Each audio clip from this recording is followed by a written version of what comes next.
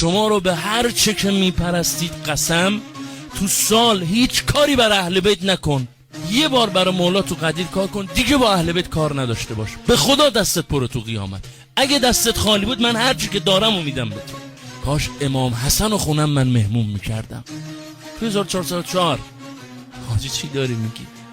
روایت میگه میتونی. میگه اگه روز قدیر یه پرس غذا بدی، یه اطعام بکنی، انگار ائمه رو آوردی تو خونه خودت مهمونشون کردی. خیلی حرفه حاجی، پول ندارم، فدا سرت، زبون که داری، چشم که داری، دست که داری. اصلا یکی از اسامی قدیر یوم تبسمه. میگه تو اون روز خوشحال باش، بخند.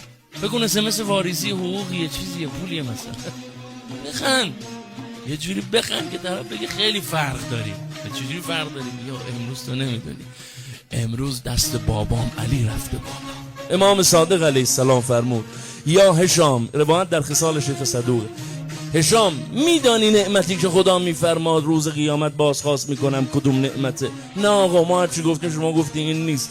بدان یا هشام بسم الله، انعم النعمات، احسن النعمات، افضل النعمات ولایت علی ابن ابی طالب علیه السلام. هشام بالاترین نعمت ها، صدر نعمات، احسن نعمات، اعظم نعمات، نعمت ولایت علی.